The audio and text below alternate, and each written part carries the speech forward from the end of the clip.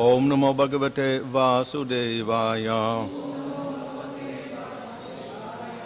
Om Namo Bhagavate Vasudevaya.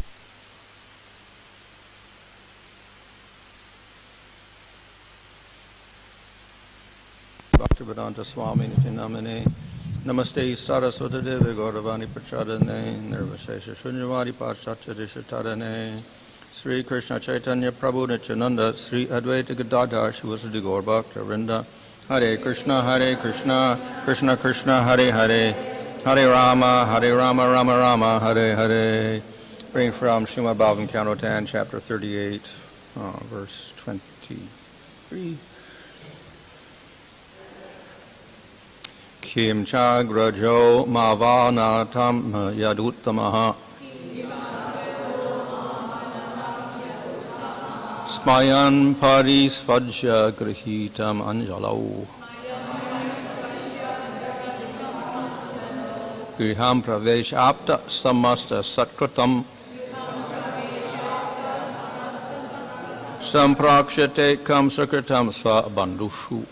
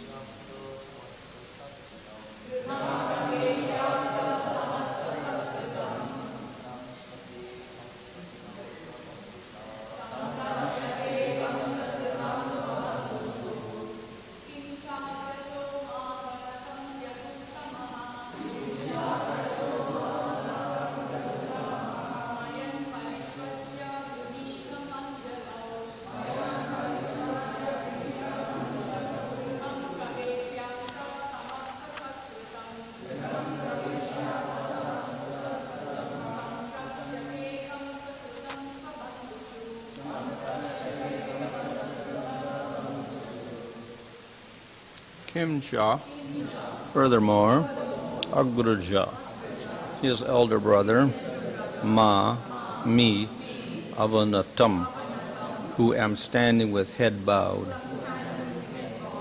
Yadu Uttama, the most exalted of the Yadus, smiling, Parisvajya, embracing, Grahitam, taken hold of, Anjalo, by my joined palms, and Graham, his house, Praveshya, bringing into, Apta, who will have received, Samasta, all Satkritam, signs of respect. Samprakshate, he will inquire. Kamsa, by Kamsa, Kritam, what has been done, Sva Bandushu, to his family members. Translation. And then Lord Krishna's elder brother, the foremost of the Yadus, will grasp my joined hands while I am still standing with my head bowed, and after embracing me, he will take me to his house. There he will honor me with all items of ritual welcome and inquire from me about how Kamsa has been treating his family members.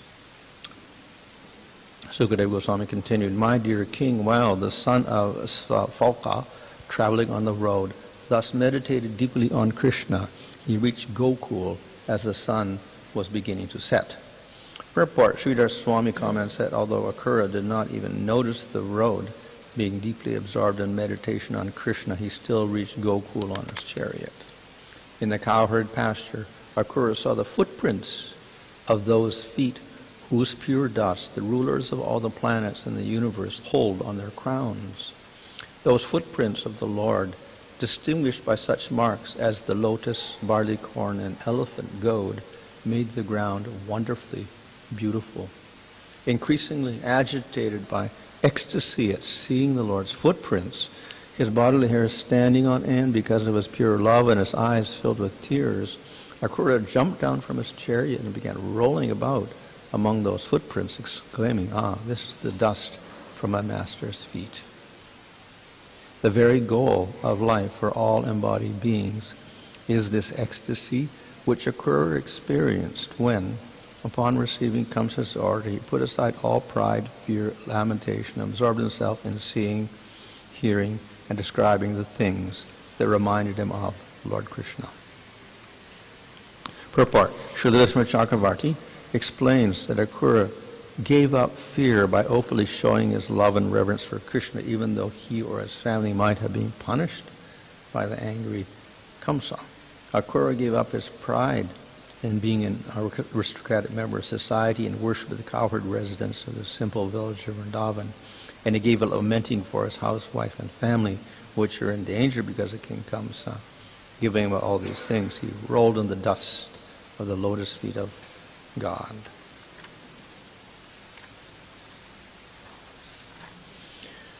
So, after offering his prayers, we see that Akrura finally saw the footprints of Krishna as he entered into the area of Gokul. So he, in his prayers, he obviously recognized Krishna as the Supreme Lord. At the same time, Krishna was his relative, and also he expected that the Lord would show affection to him in spite of the fact that Kamsa had sent him. And obviously, since he knows he's the Lord and the Lord is all knowledgeable, Krishna would know that Kamsa had sent him to bring him to Mathura in order that he could kill him. So, still, Akrura was visualizing that when Krishna saw him, he wouldn't think of him as an enemy or supporter of Kamsa, but he would think of him as the devotee, and then he would embrace him and speak to him nicely, receive him nicely, etc. And then finally, in this verse here, he also recollects Balaram, and how Balaram would also embrace him and take him to his house and ask him questions about his relatives. So in other words, he expects Krishna and Balaram not to hold any hatred towards Akrura, but rather treat him nicely because he was actually a devotee of the Lord. And this is actually true.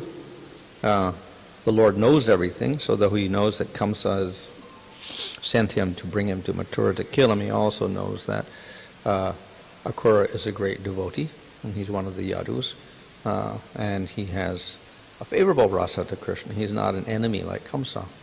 Of course, we could say that Kamsa is also a relative of Krishna, like uncle or whatever, but he's not at all favorable. He's actually a demon. But the other relatives, the Yadus, were by and large the great devotees.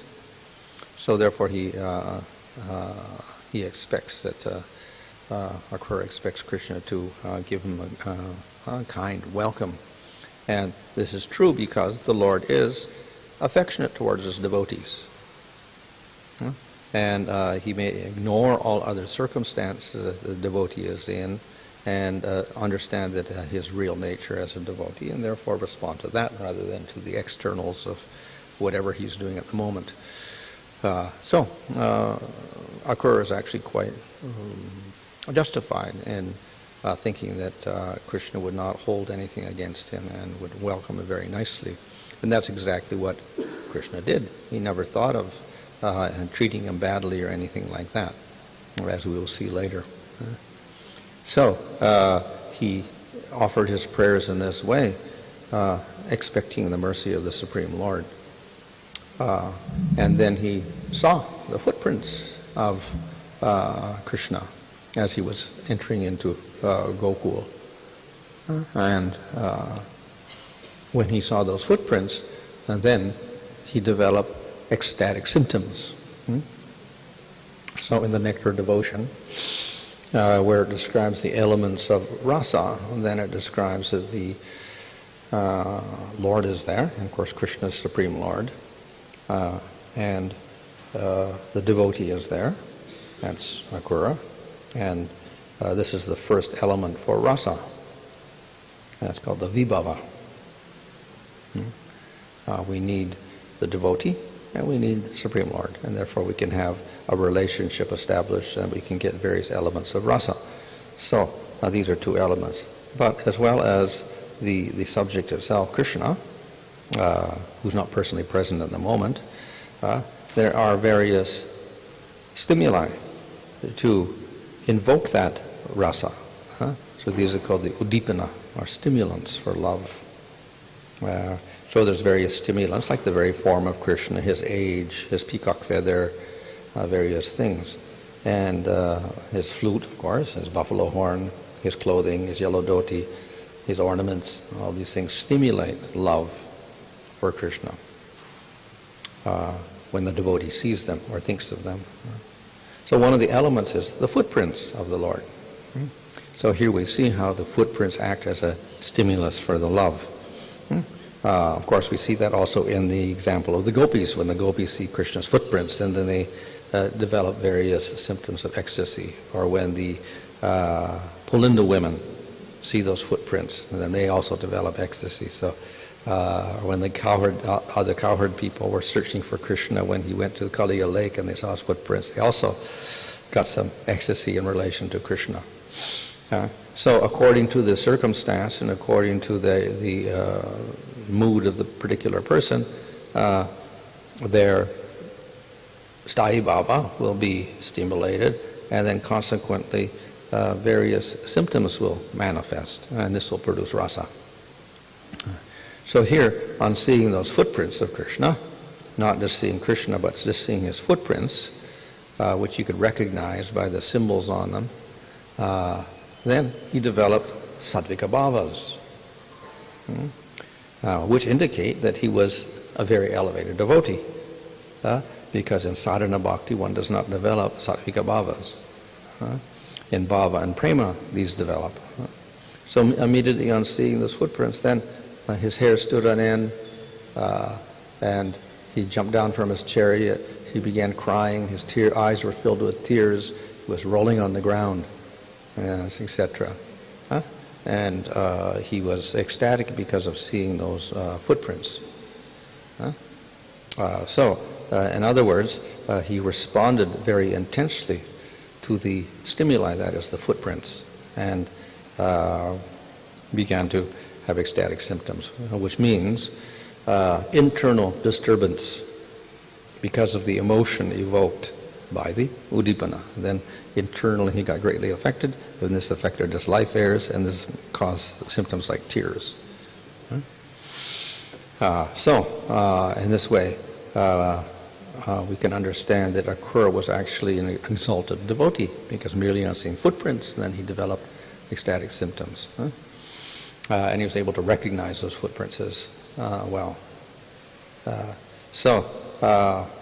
Of course, in terms of significance, those footprints are, they have certain symbols on them, like umbrella, or elephant goad, thunderbolt, or fish, or whatever, in a certain pattern.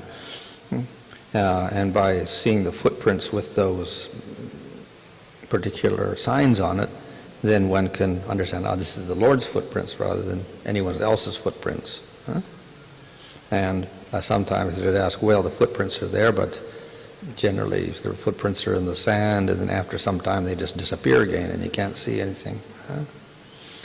But the nature of Vrindavan is such that even the sand is spiritual, so, and also gets ecstatic symptoms on getting the touch of Krishna's feet. So it preserves all of these footprints intact with all the details, so that one could distinguish the different lines on his footprints even. So even after some time, the footprints remain, and people are able to recognize those footprints. So therefore he recognized those footprints because of the particular signs on them.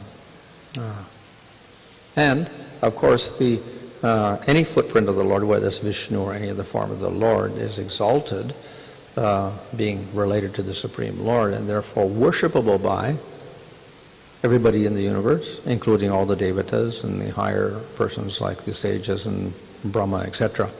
and Shiva and whatever, all the footprints of the Lord are always worshipable. Krishna's footprints, of course, are very special. So, of course, Vishnu's footprints are special, but then Krishna's footprints are even more special. So they got particular auspicious symbols on them which Vishnu's don't have. And therefore, in the different scriptures, it's described how his footprints have, I think, 19 symbols on them or something like that. His left and his right foot are very distinguishing symbols, whereas Vishnu has maybe 4 or 5 symbols on his feet. So Krishna's feet are particularly distinguishable from any form of the Lord. So we know this is Krishna's footprint, not just anyone's footprint. So, therefore, if anyone sees those footprints, including the Devatas, they also understand special nature of Krishna. He is different from all of us. We see that Brahma understood that Krishna is different from everybody else, even the forms of Vishnu and avatar forms, etc.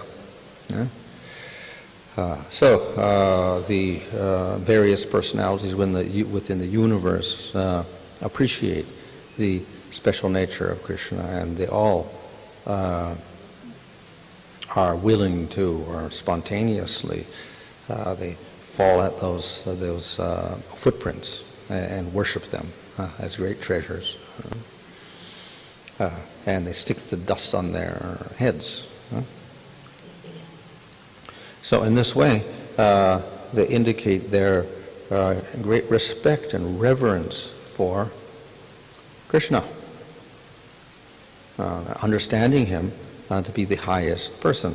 He, of course, Supreme Lord. The people of Vrindavan, of course, also respect Krishna and his footprints, but it's quite different because they don't see him as Supreme Lord at all. They simply aren't seeing his footprints. They recognize him as their shelter, etc., and as one of their own people.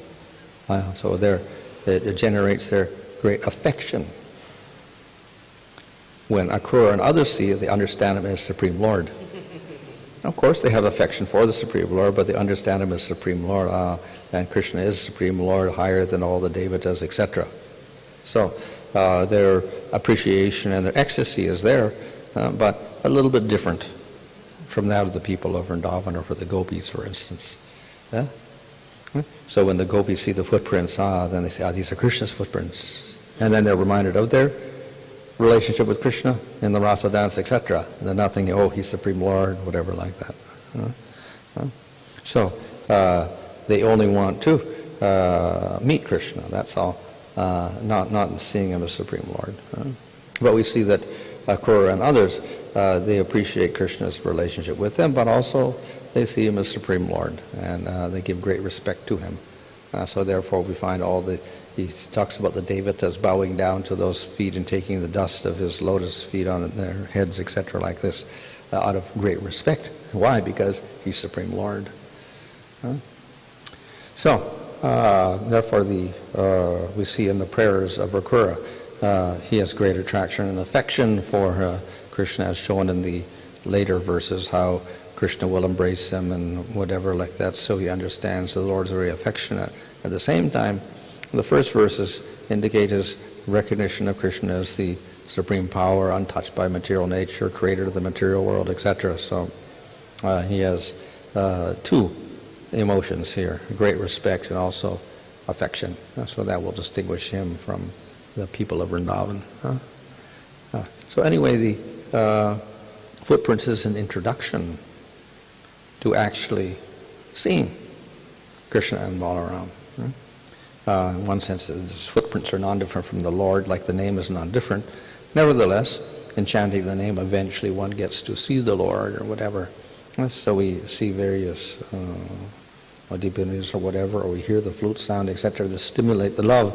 And eventually, one gets the privilege of actually seeing the Supreme Lord by his mercy.